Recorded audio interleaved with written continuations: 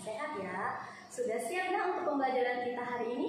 Jumpa lagi dengan Ibu kali ini di video pembelajaran kita yaitu tema 7 Indahnya Keragaman Negeriku, subtema 2 Indahnya Keragaman Budaya Negeriku. Masih ingat nak dengan materi kita di tema 6 tentang rumah adat? Nah, di tema 6 kemarin Ibu membahas tentang rumah adat suku Minang. Nah, karena keragaman suku bangsa Indonesia ini berpengaruh terhadap bentuk rumah adatnya ya nak ya. Beberapa contoh rumah adat beserta asalnya seperti yang Ibu bilang tadi, yaitu rumah gadang yang berasal dari daerah Sumatera Barat, rumah Balai Toba yang berasal dari Sumatera Utara, Selaso Jati Kembar berasal dari daerah di Riau. Ada juga rumah panjang dari Kalimantan, dan selain ini masih banyak yang lain ya nak ya, jenis rumah adat yang ada di Indonesia. Karena setiap daerah rumah adatnya berbeda-beda. Selain rumah adat, pakaian adat juga merupakan keragaman bangsa Indonesia. Sama halnya dengan rumah adat, pakaian adat ini juga berbeda-beda setiap daerahnya ya nak ya. Biasanya pakaian adat digunakan dalam upacara adat. Nah, ada di beberapa daerah pakaian adat ini dikelompokkan sesuai dengan kedudukan status si pemakainya. Misalnya pakaian adat kepala suku itu tidak sama dengan pakaian adat rakyatnya.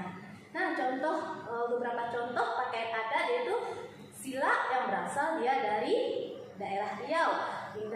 Kemudian ulos yaitu dari Sumatera Utara, baju cele dari Maluku, pakaian tulang bawang yaitu dari daerah Lampung. Nah, Nana Ibu tahu bagaimana cara kita melestarikan pakaian adat tersebut nak? Cara kita melestarikannya yang pertama yaitu dengan cara mengabadikan foto atau gambar dari pakaian adat. Kemudian memakai pakaian adat pada acara tertentu. Kemudian apa lagi nak kira-kira? Bisa juga memakai pakaian adat dalam kehidupan sehari-hari, tetapi sudah dimodifikasi agar kita merasa nyaman saat memakainya. Yang ketiga itu mengadakan festival pakaian adat. Nah, biasanya anak-anak ibu semasa TK ada ya waktu melakukan festival pakaian adat. Nah, kesenian juga salah satu budaya Indonesia. Budaya dalam bentuk seni ditunjukkan dengan keanekaragaman bentuk tarian, musik, lagu, upacara adat, dan seni pertunjukannya. Setiap daerah juga mempunyai seni tari yang berbeda-beda. Tarian setiap daerah ini memiliki makna sendiri dan biasanya menunjukkan adat serta kebiasaan daerah setempatnya. Ada beberapa contoh ya nak ya tarian di Indonesia seperti tari saman yang berasal dari Nanggro Aceh, Darussalam. Kemudian tari piring dari Sumatera Barat, tari tortor. Nah, ibu tahu tari tortor? Tari tortor dari mana nak? Hah? Dari Sumatera Utara. Juga ada tari pandak yang berasal dari daerah Riau. Dan lain-lain masih banyak ya nak ya jenis tarian yang lainnya. Nah, lebih lengkap lagi nanti anak-anak ibu baca kembali buku logikanya yaitu tentang keanekaragaman dari tarian, rumah adat, dan yang lainnya. Masih banyak ya nak ya yang jenis tarian ini selain yang ibu paparkan barusan. Dengan membaca teks bacaan, anak-anak ibu bisa memperoleh sebuah informasi. Ya, saat kita membaca sebuah teks itu terkadang kita menemukan di sana adanya kata-kata sulit. Nah, kata sulit ini, arti dari kata sulit tadi itu bisa kita temukan di dalam Kamus Besar Bahasa Indonesia atau yang disebut juga dengan KBBI. Bacaan yang berbentuk teks itu terdiri dia dari beberapa paragraf. Paragraf yang baik adalah paragraf yang selalu memiliki satu pikiran utama atau gagasan pokok. Gagasan utama itu disebut juga dia dengan gagasan pokok.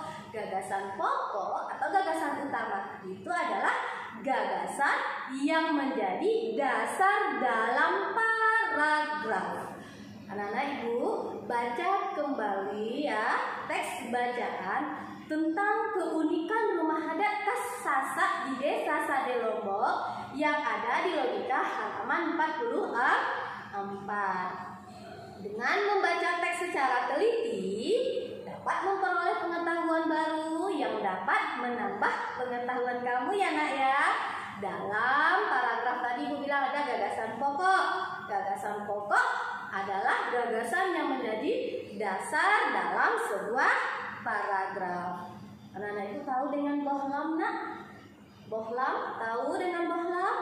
Selalu ya, pasti di rumah anak-anak itu pasti ada bohlam. Bohlam dia akan dapat menyala kalau adanya aliran listrik. Anak-anak di rumah itu bohlam yang ada di rumah, jika dia dilalui dengan arus listrik, dia akan menyala. Kita menghidupkan atau mematikan lampu, bohlam itu sama dengan lampu ya, dengan cara menekan yang namanya saklar.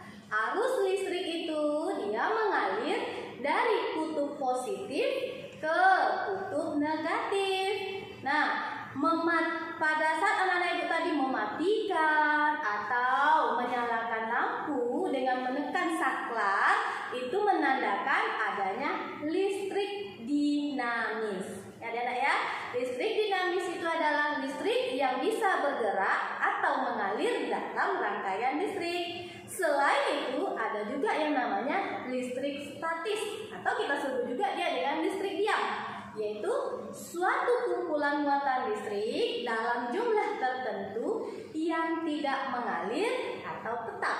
Nah, contoh yaitu pada penggaris. Nah, Ibu punya penggaris ya.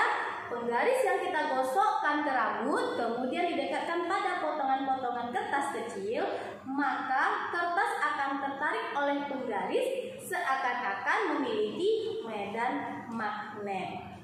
Nah, muatan listrik yang terkandung pada penggaris tadi setelah kita gosokkan ke rambut kering itu dia tidak mengalir, sehingga dia disebut dengan namanya listrik statis atau tadi apa? Listrik diam. Dan gaya listrik pada penggaris hanya berlangsungnya sementara ya nak. Artinya selama potongan kertas menempel pada penggaris, terjadilah perpindahan muatan listrik. Jika muatan listrik pada potongan kertas dan penggaris plastik sama, kedua benda akan saling tolak-menolak sehingga potongan kertas yang ada pada penggaris tadi dia akan terlepas. Saat ini berbagai macam alat elektronik itu adalah menjadi kebutuhan manusia untuk mempermudah manusia melakukan aktivitas sehari-hari. Peralatan-peralatan elektronik yang ada dapat bekerja karena adanya aliran listrik. Energi listrik dapat berubah menjadi energi lain, yaitu energi listrik berubah menjadi energi gerak. Itu pada contohnya itu pada apa nak? Kipas angin dan lain-lain. Kemudian energi listrik menjadi energi cahaya, itu pada lampu. Energi listrik dia bisa berubah menjadi energi panas, itu pada apa nak? Contohnya setrika. Banyak lagi contohnya yang lainnya nak ya. Kemudian ada lagi energi listrik yang berubah menjadi energi bunyi. Misalnya pada radio, mikrofon, dan lain-lain. Nah, tadi di awal pembelajaran Ibu sudah membahas tentang rumah adat. Nah, rumah adat pada umumnya ini dia dibangun dengan menyesuaikan kondisi bentang alam wilayahnya ya. Kondisi bentang alam dan wilayahnya. Bentuk rumah adat mengandung makna dan simbol-simbol tertentu yang disesuaikan dengan adat istiadat setempat. Contoh rumah adat Baruniang. Nah, rumah adat Baruniang itu merupakan adat dari suku Manggarai yang ada di Nusa Tenggara Timur. Bentuknya kerucut dengan atap yang hampir menyentuh tanah. Atapnya terbuat dari daun lontar. Rumah ini dia memiliki 5 tingkat dan terbuat dari kayu worok dan bambu. Uniknya pada rumah adat ini dia dibangun tanpa menggunakan paku. Kekuatan tali rotarlah yang menjadi pengikat konstruksi pada bangunannya. Pembagian ruang di dalam Baruniang ini menunjukkan fungsi tempat tinggal, untuk menyimpan hasil panen, juga sebagai untuk tempat persembahan kepada nenek moyang. Nah, Ibu bisa perhatikan gambarnya ya, Nek ya. Nah, sama dengan halnya rumah adat, perbedaan pakaian adat juga disebabkan oleh kondisi geografis wilayah Indonesia. Pakaian adat juga merupakan simbol kebudayaan daerah, seperti pakaian tradisional daerah Jakarta yang disebut dengan nama pakaian adat Betawi. Kemudian pakaian pengantin tradisional dari daerah Bangka Belitung yang disebut dia dengan nama Paksian. Masih banyak kayaknya jenis pakaian adat daerah yang lainnya, tidak hanya yang ini saja. Anak-anak Ibu, di antara anak-anak Ibu di sini ada yang suka menari atau yang suka menonton pertunjukan tarian. Nah, dalam menari pola lantai sangat diperlukan. Pola lantai adalah garis yang dilalui oleh penari saat melakukan gerakan tari. Ada beberapa hal yang harus diperhatikan dalam membuat pola lantai, antara lain bentuk pola lantai, jumlah penarinya, tempat pertunjukan, dan gerakan tariannya. Macam-macam pola lantai ini ada beberapa ya, Nak ya. Ada pola lantai vertikal atau lurus. Pola lantai seperti ini, penari dia membentuk garis lurus dari depan ke belakang atau sebaliknya. Pola lantai seperti ini banyak digunakan pada tari klasik. Kemudian yang kedua itu pola lantai horizontal, yaitu penari dia membentuk garisnya lurusnya ke samping. Pola lantai diagonal itu penari membentuk garis menyudut ke kanan atau ke kiri. Dan pada pola lantai garis melengkung, kalau pola lantai melengkung ini banyak digunakan pada tarian rakyat, serta yang memberikan kesan lemah dan lembut. Seperti bentuknya itu seperti lingkaran, pola lantai angka 8, garis lengkung ke depan dan garis lengkung ke belakang. Nah, tadi pada saat anak-anak Ibu mungkin yang suka nonton pertunjukan tarian atau yang suka memperagakan gerakan sebuah tarian, apa anak-anak Ibu tahu nama atau asal dari daerah tarian tersebut? Nah, dalam tarian terdapat gerakan dasar dan terdiri dari gerakan tangan, kaki, dan kepala. Gerakan tangan itu misalnya disebutnya knitting, ngerayung, nyerumpit, dan kebyak. Nah, sementara gerakan kaki misalnya itu tanjak kanan dan sila. Gerakan kepala geduk, angka 8, dan ngali riur. Anak-anak Ibu bisa perhatikan ya contoh gerakan dasar yang ada di buku logika anak-anak Ibu pada halaman 56. Nah, sambil membaca anak-anak Ibu juga bisa mempraktekkan ya seperti apa gerakan tarian tersebut. Selain pola lantai, iringan musik juga hal yang penting dalam mengiringi sebuah tarian. Musik adalah salah satu unsur seni tari yang harus ada. Musik dalam tari mampu memberikan penakaran nilai estetika terhadap makna gerak dan keindahan gerak yang dibawakan dalam sebuah penyajian tari. Ada beberapa jenis dan nama alat musik daerah seperti saluan berasal dari Sumatera Barat, sasando dari Nusa Tenggara Timur, kecapi. Dan Ibu tahu kecapi adalah alat musik yang berasal dari daerah mana?